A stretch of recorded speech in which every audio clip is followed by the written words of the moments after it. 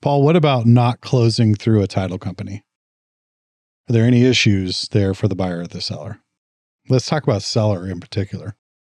Not closing through you mean not transferring? You mean like to escrow or just not like going, through? actually not going to closing through a title company. Some people say, you approach me, say, hey, I want to buy your $100,000 property.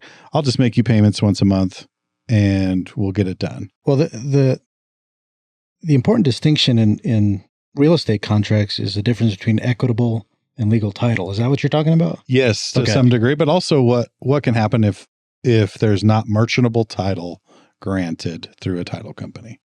Okay.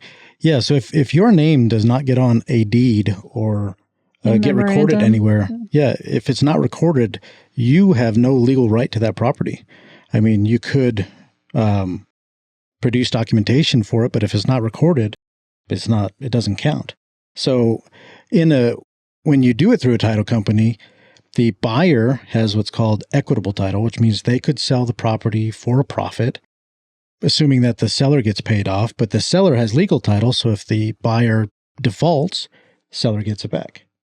Yes. Takes possession of the property. Yes. I mean, that's a great point. So the buyer could, if you buy something so let's say Paul, in this example, buys the home from me on a real estate contract for $100,000 and turns around tomorrow and puts a sign out in the yard for $120,000 and sells it, makes a little bit of money. That's wonderful, but he has to pay me off. Right.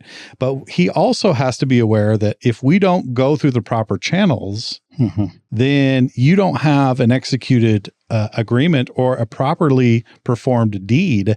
You don't have the equitable title, and you don't, in some instances, could be removed from legal title. So there are reasons why you'd want to go through the title company, because they do all that research and documentation for you, so you're not going willy-nilly there. And I do have an example of that. In fact, we had an instance many years ago. It was kind of a commercial building here in the downtown where an owner got with a buyer. He, wanted to do an owner finance. He was running his company, and they did not go through a title company. Well, when you go through a normal closing, the title company will research Paul, if he's the buyer. They'll make sure he has no liens against him, and me as the seller, make sure I have no outstanding liens against me and the property itself. In this instance, the seller did not do that. The buyer had federal tax liens against him. Guess what? Those federal tax liens attached to the property, because then he became equitable owner. The IRS saw that, and they attached the liens to the property that he bought. Now, all of a sudden, she was in a position where she had an asset that had a federal tax lien against it, which was an incredible mistake and could have cost her big time. Thank goodness he was able to remove that lien by paying it off. But it was a shot across the bow in her instance, because it could have cost her tens of thousands of dollars in an instance. Aspen, what should sellers think about when they sell on an owner finance, how it may affect them with a new loan when they go out to get a new loan on another property? So, you're not going to have that equity just off the bat to put into a new property. But if you don't need that, you still have that mortgage in your name. Now, you can produce documentation showing that you're getting monthly income from this, but typically banks are going to want to see at least a year. So if you are just trying to go from one to the next, you're probably going to have to qualify for both loans at the same time to be able to get your new property. Another thing I was thinking is property taxes and insurance. Who's paying that? Are we making sure it's being paid? Because if, let's say the buyer is supposed to be paying it, we're talking about sellers, getting harmed. If the buyer doesn't pay that, now all of a sudden the taxes are, whenever they're not, I'm having a total brain. When they're in arrears? Well, yeah. And then the property can be taken away. So just because the buyer is not paying the property taxes, now they're in arrears, and that could really, really harm a seller, especially if, like you said, it's a large commercial deal, which in my experience, that is mainly what, the real estate contracts or owner financing are used for. So you buy a property and you're supposed to be paying those property taxes and providing proof to the seller, and the seller doesn't check and you don't pay him, and 2 years or 3 years goes by. Guess who can sell that property and collect the back taxes? The county can. And they have. I've seen it happen. They've sold it on the block. pennies on the dollar. And all of a sudden the seller comes back and says, wait a minute, how did my property get sold? Because you owed these back taxes and you didn't pay attention and the buyer didn't pay them. So everybody lost out in that instance. Great. And that can actually go the other way too.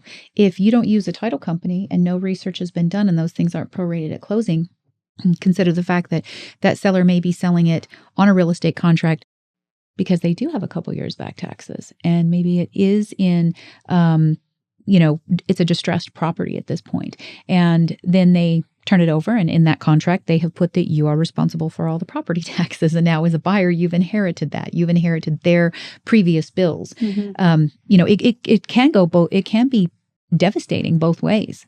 Yeah, I really do think you need to go through the proper channels whenever you're doing an owner finance situation. You need to go through the title company. You need to have a lawyer review the paperwork. Mm-hmm. You need to have it held in escrow because as the seller, whenever you're making the interest, I do think you have, a responsibility to be taking care of these things and checking on these things. It's not just, well, I'm taking all the risk. I mean, you are, but you need to cover yourself as well.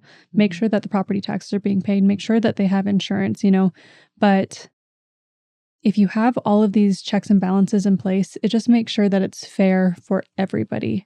Things are above board for everyone on both sides. Mm-hmm. More eyes are better than less. Yeah, and owner finance can be a wonderful tool if it makes sense for the buyer and the seller. But in some instances, one side is getting the rough end of the stick. And so that's where having all those parameters set before you get into the contract is really critical. Like, for instance, Paul, what would happen if I owed Wells Fargo $50,000 on the note, $100,000 property, and you as a buyer, let's talk about buyers and their harm, their risk, their mistakes. You're making a payment to me directly, and it's not going through an escrow company. Are you just trusting that I pay the Wells Fargo note? Or well, I would never do that. I know. I knew you would never trust me with that. But if you don't go through an escrow company or another company that does kind of the same thing, you are, as a buyer, giving that money over and hoping. You're renting. Yeah. You're renting and hoping that they're going to give you the house one day. Yeah. Well, and if they don't pay, I'm going to be the one that's out the house. They're going to have the financial problems, but I'm not going to get to keep that house. Right.